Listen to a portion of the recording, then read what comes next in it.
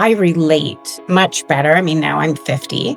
And I feel like I relate better to women who are looking at this from I need to be strong for life. I want to be capable. I want to prevent all of those things. Disease, yeah.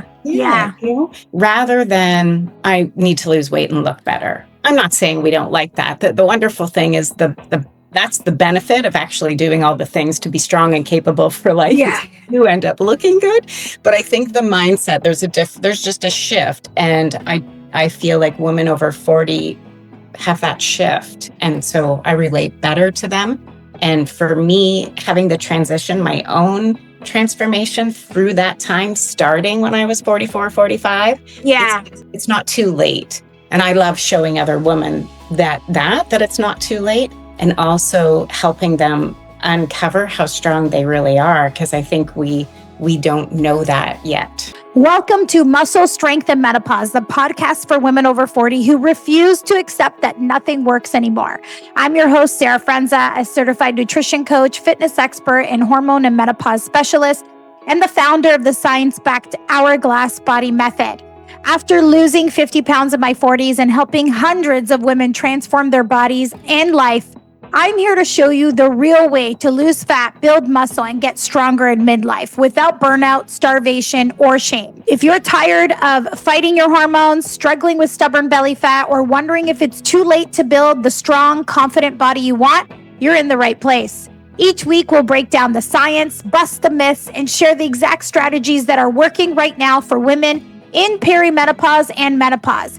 Because muscle is your menopause superpower, and we're about to show you how to claim it. Let's dive in. All right, and welcome everybody back to another episode of the Muscle, Strength, and Menopause podcast. And I am really, really super excited today because I'm going to be joined by the lovely Coach Tammy Groot. And she's here because she is on my team. She is the one that coaches majority of our clients on our team. So I wanted her to come on today so she can give us a little bit of background about herself. And we're going to be talking about her own transition and how she changed training, and also a little bit about how she coaches our women in our coaching program. So welcome, Tammy. I'm super excited that you're here today. Yes, thank you. I'm super excited as well. Thanks for having me. I look forward to sharing. Yes. Okay. So let's start off with your history. Let's start off with, when you got into fitness, what made you get into fitness, and how long you've been in this industry for. Yeah, for sure. So I actually got started in my 20s. I honestly don't know what the main driver was back then. I can only assume it was more about aesthetics and looking good, rather than anything else. But I just had a passion for it. I had tried a couple of things through business. I was also a bartender and a waitress at the time. And I think I was also looking for a changing career. Okay. And fitness was something that I was passionate about. So I went to college. I got my personal trainer certification. I was about 25 years old. And then I started my journey working for GoodLife Fitness, which I think is still around today. Oh, yeah. It's still around. I worked for GoodLife too at one point. Yeah, it was like very popular gym back then. So I started, then. And I did that for about... As a personal trainer? Is that what you started off with? Okay, at GoodLife. So you started off as a personal trainer with them? Mm-hmm. Yeah, and then I was looking When did you get into classes? This is what I was going to say. I was looking for something a little bit different, and it was actually on the GoodLife Fitness job posting board. They were looking for boot camp instructors. Now, this wasn't with GoodLife, but probably one of their partners or whatnot. They had job postings. So I got into that about 8 years later. I was in my 30s, my early 30s, started teaching women's boot camp fitness. So there was no weights there. That was like, body weight classes that we would do. And I also got certified as a kickboxing instructor. And there was a gym here called Twin Dragons, where I was personally learning how to hit the heavy bag and stuff like that. But they also had a cardio component. So I started teaching women's kickboxing classes at that gym too at the same time. Oh, cool. Okay. And so you did the personal training, the group fitness for a while. When did you get into the nutrition side of things? When did you bring that in? Not until later on, not until actually it was through that. It was through those teaching classes. And I would have, my clients, my women, they would come up and they would ask me questions. And I learned through those questions, how many were stuck, and myself too. I was not void of this. I definitely was in there with the miseducation, but carbs were bad, and doing the Atkins and the South Beach and all of those things. And I thought, wow, everybody has all these questions about dieting and mainly fads, and it was paleo, and there was all this stuff. So it was then that even for myself, I recognized that there was a gap for my own nutrition. Mhm.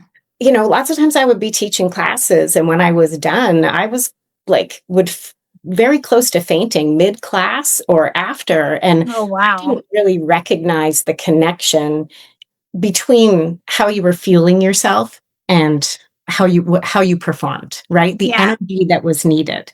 So I guess, yeah, even to say that, we were always thinking less is more, eat less, move more. Well, it's really a bad combination. And at the level I was teaching 8 to 10 hours of fitness a week. Oh my God. Like twice a day with some of them? Yeah. 2 to 3 hours a day, back to back. Wow. And I was not, I love it, right? And I'm really big on demonstrating and helping with form. So I would perform the whole class with my girls, also to hype them up on the intensity that I wanted them to get to. And Yeah. yeah, the energy coming in for myself obviously was not enough to meet the demand of what I was doing. And that's when I was like, wow, I better really understand this for myself. So it was later in my 30s that I then went and got certified as a nutrition coach. And Yeah, I'm glad we bring that up, because the fact is, with the personal training certification and group fitness instructor certification, there is no nutrition component to that, unless, that particular person like yourself decided, oh, I need to actually understand more of the nutrition side of things. And so that's amazing that you went and did that. And when did you transition to online? that was Did everything in person, right? And then you yeah, transitioned to online when? yeah, everything in person until I was 8 months pregnant. And then, obviously I have my daughter, and she's 12 now. And so I think I took a break. I actually remember saying to my girls, who at the time I'd moved away now from boot camps, and I was still doing group coaching, but I was now teaching women how to lift weights. So Okay. I'd already made that transition. I got certified in the nutrition coaching, had my daughter, and I remember saying to my clients, I'm going to like take, a 3 to 4 month break here to become a mom, and then I'll be back. And that break ended up turning into about 1 to 2 years, not 3 to 4 months. So in that time, that's when I actually also invested in a coach and learned how to deliver the coaching and the services online, and made the transition. And I still do, over the last 10 years, I still do some stuff locally, Yeah. in person, but my main focus obviously is with you now, and we do our coaching online fully. So I'd say the last 10 to 12 years. Yeah. Or I guess since Coral, your daughter, was Yeah. born. So okay, so we talked about strength training. When did you transition to strength training, as opposed to like the boot camps and all the classes and things like that? Like, when did you discover that for yourself? That would have been in my later 30s. But again, Okay. even at that time, it was like I would rent halls, church halls or school gyms, and I could get a permit, and I would have the girls come and they would meet me, and we'd all be lugging our weights.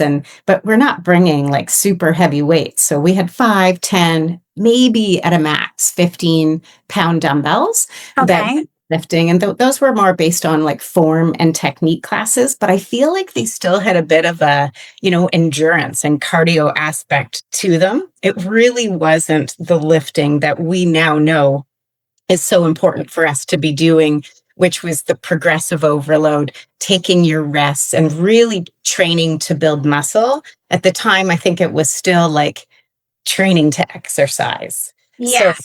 that shift, that training to build muscle was something that I made more around 5 or 6 years ago. So probably age 44, 45. And what made you switch to that? So, like, you were running these, and I like that you bring this up because we get so many women that are like, I am weight training. I'm doing this class and they have weights in it. I try to explain to them that that is still very cardio based. You're not resting 60 seconds to 90 seconds in between. You're not progressively lifting heavier, week after week. Like if you're still doing the same 15, 20-pound weights that you were a year ago, then that is actually not proper strength training. So what made you realize that what you were doing was not heavy lifting? What made you transition afterwards? Gosh, I think that, for as long as I had been putting the efforts in and training, even starting back in my 20s and then the 30s and teaching classes and doing boot camps, I still, even at that age, around 44, 45, and now I guess we're bringing in changes of having a baby and definitely perimenopausal changes then as well. Yeah. I didn't look like I thought I should look for somebody who worked out. Like that was really it. And if I'm being honest, what do you mean by that? Like, you didn't have definition? You weren't toned? Like, what did you? I felt jiggly. Okay. The term, I suppose, is skinny fat, and I always had this mindset of, oh, I didn't really like how my body was changing, and there was definitely a bit of a gap there in those new years as a mom. Yeah. Because how old were you when you had, like, let's share with everyone, how old were you when you had your daughter? I was 38 and a half when I had her. So then, if you can imagine, there was about a 1 to 2 year gap of consistency, even for myself at that time with the training. I'll share with everybody, when my daughter was 1, I also lost my dad, and that was a hard thing for me to go through. So I kind of was in survival mode, really for a couple of years there. But then that's it. As I continued, I wasn't liking how my body was changing. I'd look in the mirror and I just didn't feel great. And why did I make the transition to the heavier lifting from there? Honestly, I don't even believe at that time I was like, I need to lose weight. I don't even think it was about that. I think I was like, I need to feel better mentally. I needed more energy, and I wanted to approach it in a whole new way, because I had spent years feeling like I needed to look different. I needed to lose weight. I needed to maybe it was body dysmorphia. That's what my friends say. But regardless, it was my brain against me. Now I have this beautiful little girl who I'm like, I need to approach this differently now. It's got to be about taking care of myself. And I guess too, losing my father, he had a heart attack. And I just, at this point now in my 40s with a young child, feeling like this is about how long can I stay alive and strong, rather than I need to look perfect and get to a certain weight. That's where the transition came in. And I think, obviously, with the years of education that I had, but I started going down the rabbit hole of like lifting weights and getting stronger. And the information I was learning was blowing my mind. And I was like, I've got to try. Was this all like, was there anybody around you that was inspiring you? Was there someone that you saw? Like, what made you decide, okay, I'm going to start going really, really heavy? How did you learn, actually? How did you learn? Did you take a course? What did you do? Yeah, no, I can only imagine. Like, obviously, at that time, too, I think social media was, when we were all Pushing that out. Yeah. Yeah. yeah. So I probably, no, but not one single name stands out to me right now that I was like, this person, you know what I mean? But I was seeing it. I was seeing other women doing it, lifting heavier. And I was like, well, I'm going to try this approach. And I found this program online. I'll share. It's very popular. It's called Strong Lifts 5x5. Mhm. I can't even think of the gentleman's name who had created it, but it also was really doable. It was weightlifting 3 times a week, Mhm. right? Which we always think we need to do more than that. But Yeah. when you're beginning, you really don't. And the other thing, it was eating enough protein and enough calories. So I don't even know that I had spent much time before that tracking food either. But I Mhm. just thought, I'm all in. I'm going to follow this program for 12 weeks. And it was literally about lifting. And every time you succeeded, like in a progression, so every time I was doing 5 sets of 5 repetitions, every time I got those in with good form and technique, the goal was to increase the load. If you couldn't increase the load, then you would still be working to those 5 reps. So Yes. it was that. And then it was tracking my food, eating maintenance calories, which for me back then was 2000, and 1 gram of protein per pound of body weight.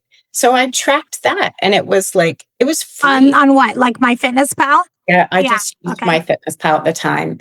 And it was very freeing because I had never looked at training as fueling your body to grow. And so what happened for you? Like, okay, you started tracking your food, you did this program. Did you start noticing changes within your body?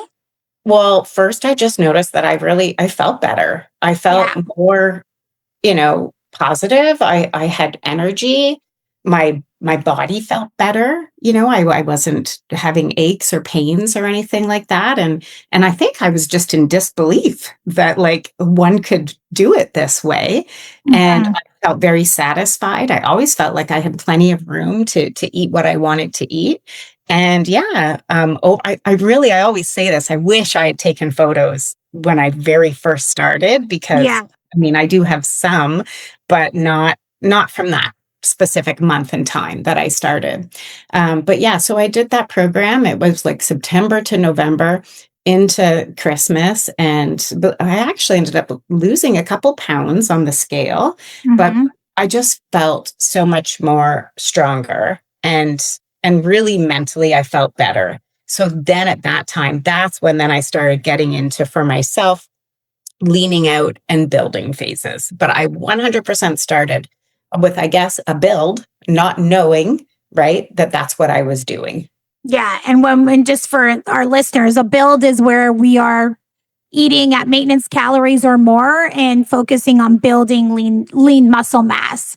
Okay, so you went through this, and then obviously you're still coaching women at the same time, doing online coaching, learning more about this, getting more educated around that. What drew you to, working with women over 40? Because at this time you're running your own coaching business at that time. Yeah. What made you want to focus more on that? Yeah. So, well, I think that's where I was in life, Yeah.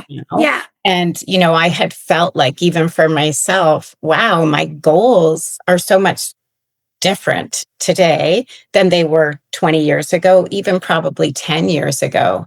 And Mhm. I think for a lot of women who are moving into 40s then, and even like now, obviously, through you've helped me a lot learning more about the menopause transition. And now Mhm. obviously I'm getting certified too as a menopause coach. But for me, even back then in my early 40s, I don't think I recognized that that might have been a connection to how I was feeling. Yeah. Right. So I just think that I relate much better. I mean, now I'm 50 and I feel like I relate better to women who are looking at this from I need to be strong for life. I want to be capable. I want to prevent all of those things that Disease. Yeah. yeah, Yeah. rather than I need to lose weight and look better. I'm not saying we don't like that. The wonderful thing is the that's the benefit of actually doing all the things to be strong and capable for life. Yeah. You end up looking good. But I think the mindset, there's just a shift. And I feel like women over 40 have that shift. And so I relate better to them. And for me, having the transition, my own transformation through that time, starting when I was 44, 45, Yeah. it's not too late. And I love showing other women that it's not too late, and also helping them uncover how strong they really are. Cause I think we don't know that yet. Yeah, and that's, really key is that you went through your own transformation just by switching from very cardio focused training to actually lifting weights. And you started seeing that transformation in your body where you started looking more toned, more defined, more muscle, which is ultimately how you thought in your mind you should look Yeah. when you were putting in, 8 to 12 hours of boot camp classes per week. Now, women come, so you've been, coaching women over 40 for a long time. Obviously, you had your own coaching business, and then you decided that I was looking for someone to come on my team, and it worked out really, really well. You've been with me for 2 years now. And, what I loved about you is that also, besides having tons of experience, is that your focus was also with women over 40. And that's what I really wanted to, what we focused on in our program as well, too. But let's move into our coaching program and how we work with women. Women come to us because they want to lose weight. They want fat loss. They want improvements in their body composition. They're just not happy. A lot of them have done tons of diets. A lot of them have tried, all the different workouts, including boot camps and Orange Theory and F45, and not seeing the changes that they want. But when they do come to work with us, we don't just jump into fat loss with them. Obviously, we start with them on restoring their metabolic health and also supporting their hormones as they go through this menopausal transition. Why do you think it's so beneficial that we start that? And I know that you love this part of our programming is that we don't go into fat loss right away. But, when in your experience with working with our clients, why is this phase so beneficial for women that they may not understand it? Obviously, when they come to work with us, we try to tell them like we're trying to build foundation with you, but we also want to support your hormones and improve your metabolic health so that we can make fat loss a lot easier. But what do you see as the biggest benefit for women when they come into our program? Yeah, for sure. And I mean, I think obviously that is the restoring of their, metabolic health and hormonal health. I don't know. I mean, I've never had a woman come into our program and be like, oh, I've spent time doing that. Like, I think that's the other one too, is, and when I say like, I started off with that program to build muscle, I didn't realize I was actually putting myself through my own restore phase. Yeah. So something I should have shared is previous to that, I was actually I had tried to lose weight many times over, from like 42 to 45, not loads, maybe 5-10 pounds, but it never worked. Mm-hmm. So after that restore phase, it did start working when I would then put myself into a deficit. So I think that there's a lot of years that as women in our 40s, we've probably spent maybe trying different fad diets, trying different stuff like that. And we don't understand the effect that can have on our metabolic rate. I think too, if we're not strength training, if we're not eating protein, if we don't understand the energy balance, it is just so much easier for somebody to really learn how to adopt those habits into their lifestyle with the flexibility of eating closer to their maintenance calories as they're building up those habits. I think what's important too is like odds are, I mean, if you are struggling to lose body fat, lose weight on the scale, and you are not aware of how much you're eating, even in the restore phase, I mean, our clients do make wonderful progress by way of body composition changes, as well as how they feel, their energy levels, their sleep. And I think it's really hard to dive right into fat loss if you feel not great. If you're not Yeah. sleeping well, you don't Yeah. have energy. And if you're trying to go right into that calorie deficit, you already kind of have that mindset of restriction. Your Yeah. body just never gets that chance to like fill up its energy stores and start off from a strong spot. Metabolic adaptation Mm-hmm. happens to so many of us, and we're not aware of it, but your body is trying to survive all the time. So if you are feeding your body unknowingly under your maintenance calories, well, that body adapts, and that does become your new maintenance, which makes fat loss very difficult. So I think Yeah. having that foundational phase, having a woman spend some time really understanding what it's like to fuel her body, understanding the protein needs and how to get that in a day, and starting to strength train and taking a look at her life and her habits around stress and sleep. It's really like that does set the tone for how your body is then going to respond to fat loss. I think they will Yeah. see much better success. We see. Yeah, and we do, and we position it to a woman like, listen, you're not sleeping well. You have very low energy levels. You have all these hormonal symptoms on top of that. And now if we try to go into a fat loss phase right now, your body is not going to respond, the way that we want it to. So it's best that we really set up that foundational habit with getting you to build a little bit of muscle, which we know is going to help boost your metabolic capacity as well too, and help your body burn more calories at rest. And doing that ahead of time, but also feeling better. Like I had how many times do we have clients that are like, oh my God, I'm sleeping way better. I have way more energy.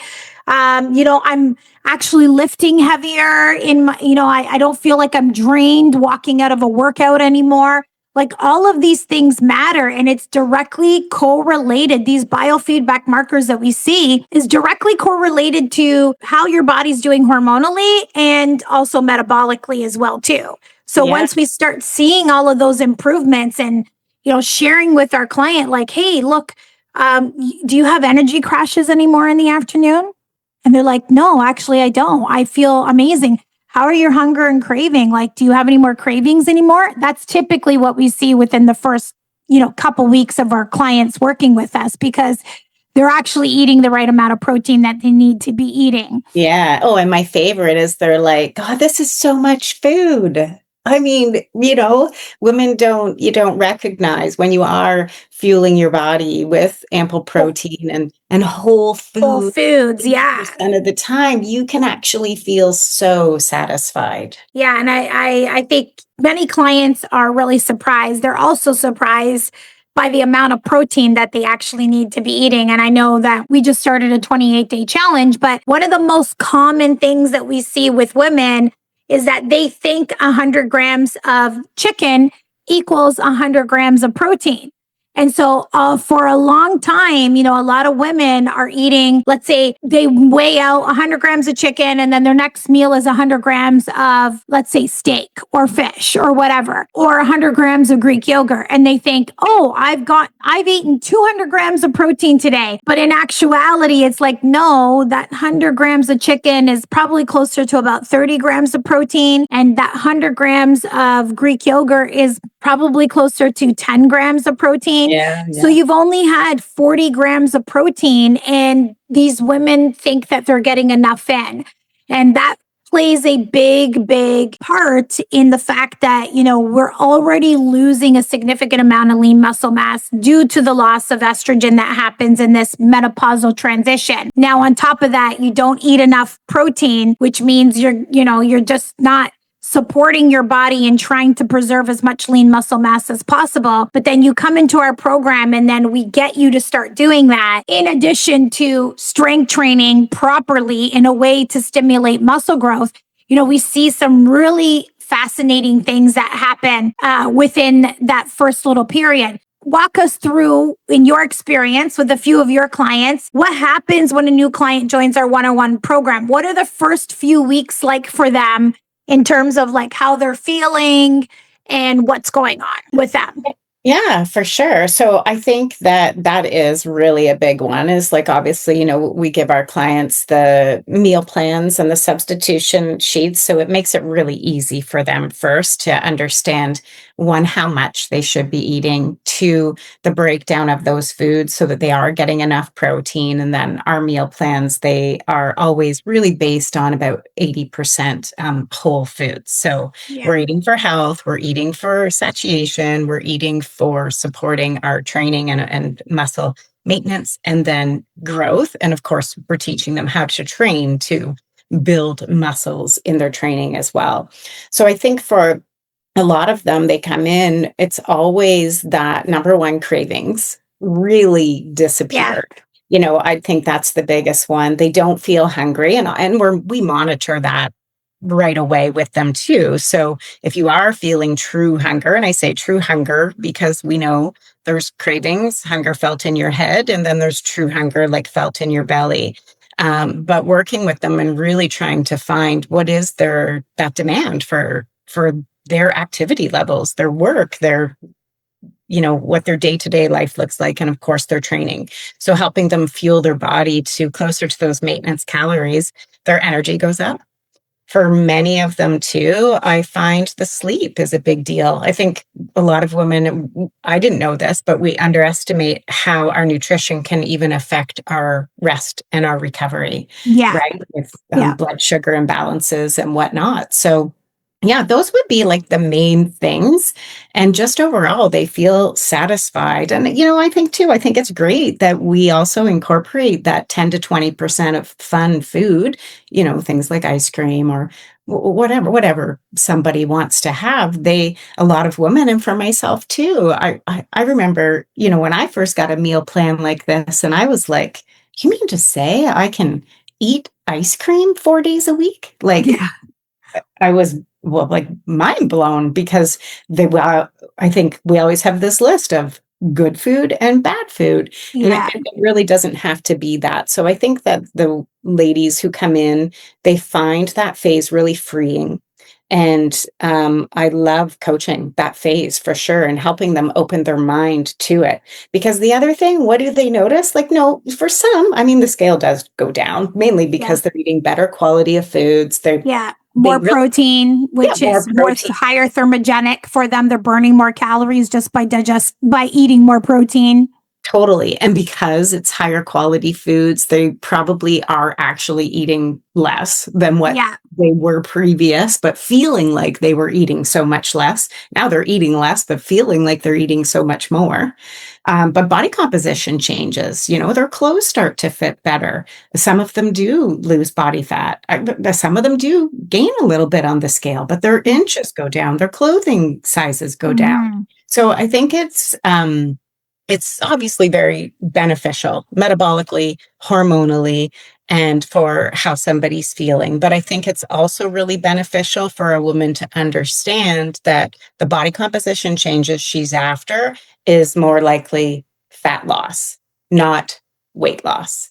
Yeah. And maybe we And should share the difference there. yeah, exactly. Why don't you share the difference between weight loss and fat loss? Because we are, always focusing on fat loss and not weight loss. And I think just educating women really what the difference is between the two and why the fat loss is better than weight loss. Yeah, absolutely. So obviously, in terms of weight loss, we all know this one. We're looking to see the number on the scale go down. And if it Mhm. doesn't go down, then we feel like we're not losing weight, right? And so our body isn't changing. Where with fat loss, we are sure the scale data can come in as a parameter that we're watching. And over time, it will likely be trending in the right direction. But we're more focusing on body composition changes, which Mhm. means we are building muscle and losing body fat. And the best way I can share that is that if you are fueling your body with enough protein, adequate energy through the amount of food you're eating, and you are strength training with a structured program utilizing progressive overload, giving your body the stress and the stimulus to build more muscle, If you build 1 pound of muscle, where at the same time you lose 1 pound of fat, the scale actually stays the same. Mm-hmm. There's no change in weight. However, there is a change in your body composition. I share this one all the time. I was telling you earlier how, I felt like I had to lose 10 pounds. Well, today I am the exact same weight, but I do look like I've lost those 10 pounds. Yeah, So, your body composition yes. changes. It's more or less like what's happening underneath the hood Mhm. that matters most, in terms of like weight loss, you're losing body fat and you're losing muscle. And, I could share my own personal story as well, too. Like I went on Weight Watchers, lost a lot of weight and I was chasing that number on the scale, but my body composition didn't look like what I wanted to look like. I had skinny arms, skinny legs, and a lot of belly fat. And that is because I had lost so much muscle that my body fat percentage obviously had come down, but it stayed pretty high. And it didn't really change my body composition in terms of how I look like because I wasn't eating enough protein and I wasn't working out at all. Mhm. So, the difference is weight loss, you lose muscle, you lose body fat. Fat loss, you are losing fat only and preserving or building lean muscle mass at the same time, which is going to give you the look that I think most women are after. They want to look toned. They want to look defined. They want to be strong. And maybe some women don't want to look like that, but that's not typically the type of women that we work with. We're working with the women that want to see body composition changes, that are putting in the work at the gym and working out, or lifelong dieters and lifelong dedication to their fitness and not seeing the changes that they want. And then they come into our program and we give them customized meal plan so that they don't have to figure out how to reach calories and macronutrients on their own.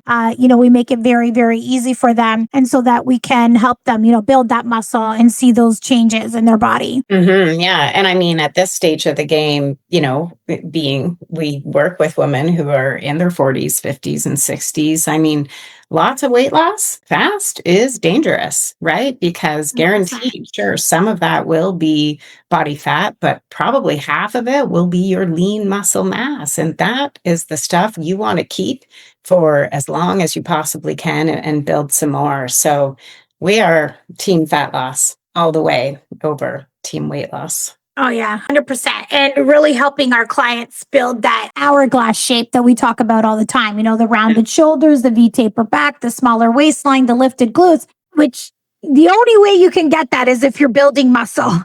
Because as the body fat comes off of you, if we're not building muscle and having that foundation underneath, it's not going to give you the shape that you want. So how do you handle client check-ins? Walk us through, what are you looking for beyond just the number on the scale?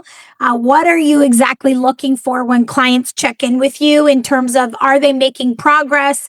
And, what needs to change, perhaps, if changes need to be made? Yeah. So with the check-ins, I mean, we are monitoring feedback as well as progress parameters. So that means, yes, we're looking at your inches, your body measurements. We're looking at progress pictures. We are looking at scale data. We're also looking at where your energy levels are, your hunger, how you're sleeping, what's going on in your life. Is stress something that is a red flag or a concern that needs to be tended to? So we're looking at all of those things. When I guess it depends, right? It depends what phase somebody's in for what I'm looking for in a check-in. But really, I'm looking. Let's say we're looking at our first phase, restore, where we're really trying to improve, metabolic and hormonal health. What would you look for in that phase compared to someone who's in our second phase of our program, which is called the lean out phase, where we are focusing more on that fat loss and body composition changes? Yes, for sure. So in the restore phase, I am looking for things like energy to be increasing. I'm looking for positive feedback around their sleep, if they're sleeping better. If they're not, obviously, sometimes we have to dive a little deeper into setting up a healthier habits around their bedtime routine, right? And allowing enough time Yeah, and don't you find it like how many women are really surprised when we dive into the sleep part of it, and they're like, "I never realized that sleep had made such a big impact. Like, oh my it was gosh, something that yeah. was completely overlooked."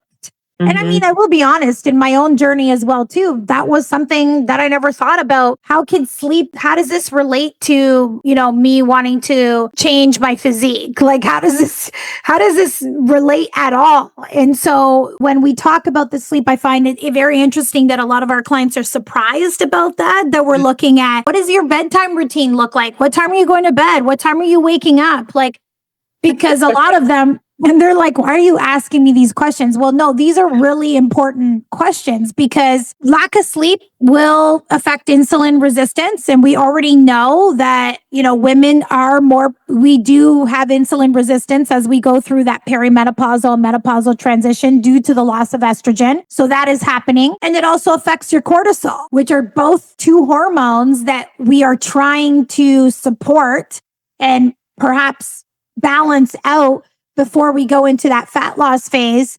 And so, we really want to look at like, what does sleep look like for you? And so how like, in terms of like you coaching our clients around sleep, are most of them surprised about that part of it? Yeah, I would say some of them for sure. But I mean, I also really drive home because, it gets exciting once they're in there, especially in that restore phase. And we're putting that focus on firing up your metabolism and really building some muscle.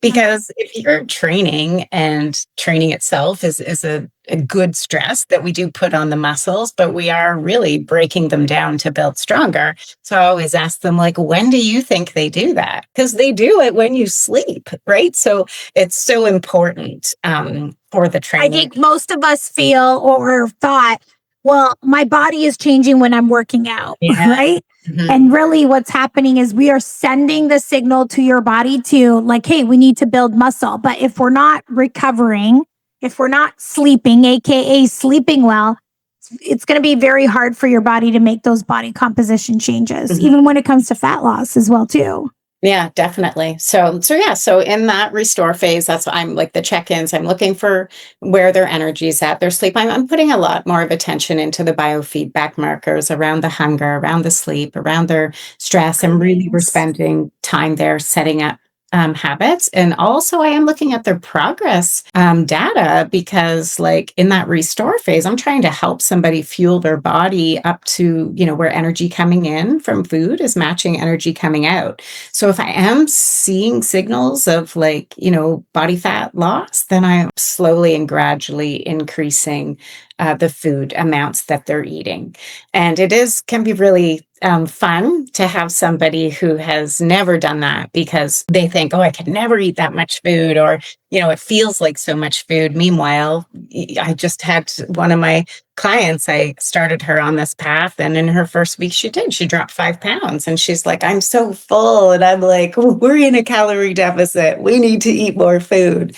And then they think, oh, I could never do that. But when I show them how it might just look like another teaspoon of peanut butter, or you know what I mean? Like, yeah, like it's a very small increase. But yeah, I mean, women are so conditioned to like, we need to eat like birds 24/7 that they come into our program. And it's like, well, no, we actually really need to fuel your body so that we can support your hormones, so that we can start regulating blood sugar levels by eating a meal every 3 to 4 hours, so that we can support your cortisol by getting carbs into your body as well too. And then they start seeing how good they feel. Like I had a client that had headaches every single night. She would wake up with a headache. Imagine waking up with a headache every single night. That's most likely, due to blood sugar dysregulation, due to the fact that she wasn't eating any carbs to support cortisol as well too. And then when we started fueling her body, she's like, I feel fantastic. She went from 5 hours of sleep to 8 hours of sleep to headaches completely gone. And that's just by fueling our bodies. I think women don't realize like nutrition is your number one thing that you can do to support your hormones, and to feel a lot better. Yeah, for sure. If you don't get the nutrition right, I feel like you forever be spinning your wheels, right? Like with you can exercise and you can be consistent with that, but you got to get the food piece right for sure. But yeah, so obviously in that phase we're monitoring that and we are looking to fuel till we, to that the habits are set. They're doing them pretty consistently. Yeah, that's a good point that you bring up as well too, is like really helping them be consistent with following the meal plan, Mhm. creating recipes that them and their family enjoy, like getting them to use some of the recipes that we have in our recipe book. Yeah. It does take time to build up those habits. And the thing is like, if you don't build up those foundational habits in phase 1 of our program, when we take you through phase 2 of our program, it's going to be very difficult for you to follow through into a calorie deficit if you have not built up those skills like meal planning, meal prepping, figuring out meals that work good for you and your family, like doing all of those things, like coming up with a regular workout routine, like learning to build in when you're going to get some steps in and things like that. All of those things take time to build up. And, what we're really doing is setting our clients up for success so that they can succeed in that fat loss phase. And that's really important that you spend time doing that in the beginning. Because if you don't build up those habits and you're not consistent with them, which having a coach like yourself, you're on top of them and giving them that accountability, but also giving them the roadmap of like, hey, this is what we're going to focus on next so that we can build up this skill and build up this habit, because meal planning is a skill and not every woman has learned that skill to meal plan. Meal prepping is a skill and hasn't learned to do that. Weighing out your food, which is something that we teach our clients to do so that they can learn their portion sizes. That's another skill that we need to work on. So that first phase of 6 to 8 weeks or even longer, it's about helping them be really consistent with these habits. Yeah, for sure. And then, so once that's said and we transition in the lean out, I mean, I am looking for progress to start moving. And if it's Yeah. not, then, well, sometimes we're having a hard talk about compliance and consistency because that's the first place I'm looking if, things aren't necessarily moving forward. Moving in terms of like you're seeing inches going down or scale going down, because that is what we're looking at in the lean out phase, is that we're trying to lean them out to help them lose body fat. And so, so the first thing that you're looking for is compliancy. Yes, 100%, because it's got to be there. It's just, there is no other way. And so I don't recommend that people do this for 12 months in a row. But I think, a couple times a year, if you're going to go in and you're going to commit to a lean out phase, we're setting a timeline for that and what it looks like, and obviously it's going to look different depending on where somebody's starting from and what the goal is at hand. It looks different. That's why we customize it for everybody. But I am looking for progress to be moving forward in that phase, in the direction that they want to go, which for many of our clients is fat loss. So again, we are looking at the inches. We're looking at progress photos. We are looking at the metrics on the scale, because if you are in a fat loss phase, then over time, not day to day, sometimes not week to week, but over time, month to month, things should be trending in the right direction. And if not, then we are looking at consistency and compliance first and foremost. Second, I'm not going to rule it out. For some people, it could be hormonal. And so we might, we might go down that path of looking into how we can support them there. And again, every woman is going to be different there too, but we have the tools to guide them and support them that way. And then also within their life, there's seasons. There's times of your life where are going to be better suited to maybe maintenance and habit focus and building muscle. And then there's times in your life that are going to be better suited to that lean out phase. And so we are going through that phase with them, utilizing diet breaks until they get to their main goal. But yeah, so the check-ins, they're very key. Having somebody, fill out every 2 weeks, so every 14 days on plan. How did it go? What's going well? Where are you stuck? And then really we're picking, one thing, sometimes two, and really honing in on those so that they don't feel like there's just there's so much to do. And I really believe consistency at a few things trumps adding in way more things. It just Yeah, does. exactly. And helping them like, okay, let's focus on being consistent with this one thing first for 2 weeks. Let's now move on to something else. Are you 80% consistent? And, and that's why I love like data and Yeah. tracking because, without that, we may think that we are being consistent. But when we actually, look at the data and the tracking, that may tell a different story. And having, a coach, outside of what you're doing over, like, take a look at all of that can be really, really beneficial. So Mhm. we're going to wrap things up because we've already been almost an hour over here. But before, and we're going to obviously have you back, Tammy will be back a regular on the show. But before I go, what's the most rewarding part of coaching women through this transformation for you? What would you say is like the one thing that's so rewarding for you? And obviously you love, because you wouldn't be doing this job if you didn't love it. Yeah, that's hard. I mean, it's a really good question. I think honestly, for me, it's like them finding what they're capable of. I think really and truly. And maybe it does come down to the weights. Like I love weightlifting. Mhm. But just helping a woman go from like 5 or 10 pound dumbbells to then 12 to 15s. Oh my gosh. And then maybe 20s. And they're like, oh my God, can I do that? Like they're building up their own strength. And then I not capable. I think it's how it transitions into their confidence. Yeah, 100%. You know, taking a woman who's maybe feeling lost about it all, feeling like nothing's working, she's trying and spinning her wheels and it's just not working. And then we get them and I get to work with them hand in hand, side by side and walk them through and really take a look at what they're doing and educate them on what does proper lifting look like? What does fueling your body look like? And not only that, it's like if, let's say, they're in a situation where they are not, I mean, the best one I can think about is like, let's say somebody doesn't live a very active lifestyle. And so their lean out plan is limited. It's less calories than maybe what they'd want. What I love is teaching them how you can change that, because you can change it if you're willing to maybe walk a little bit more in a day or add in a extra day of exercise. Like you can change the dynamics and having a woman really understand that she's in control and that she does have the tools and she has the education, she knows what to do. But then it's on, I mean, I guess that's the part. I love teaching them that. It's always on their end to fulfill. And when they show up for themselves and they fulfill, they feel so confident and rewarded. It's life-changing. It has been for me, it has been for you. And I just love having my clients Life changing for a lot of our clients. I mean, how many times do you hear that with our clients that yeah. you just talked to one of our clients that's this morning that said that this has been absolutely life changing because we're not teaching a quick fix fad diet approach. We're teaching women how to properly fuel themselves. We're teaching women how to strength train, which is a skill that they'll be able to do for the rest of their lives.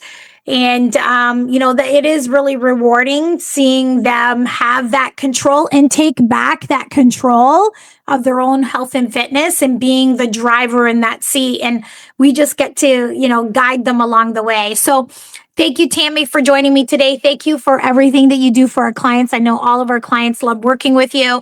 Nothing but positive feedback all the time. We will have you back again, but so for those of you, if you love this episode, make sure that you keep tuning in so that you can hear more from both Tammy and myself. But have a great day, everyone, and we will see you back here again. Thanks, Tammy, for coming. Yes, thanks so much. Bye, everyone. We'll see you soon. Thanks for tuning in to the Muscle Strength and Menopause podcast. If today's episode resonated with you, I'd be so grateful if you hit the follow, leave a 5-star review, or share this with another woman over 40 who needs to hear this message. And if you're ready to stop working against your hormones and start building the muscle that becomes your menopause superpower, visit sarahfrenzafitness.com to learn about my one-on-one coaching program using my signature hourglass body method. Remember, this isn't your decline, ladies. This is your comeback. And so I hope you tune in again next week. Now, before we go, a quick reminder, this podcast offers health, nutrition, and fitness information for entertainment and educational purpose only. Always consult with your physician or healthcare professional for any health-related questions, and remember that any information provided here is at your own risk.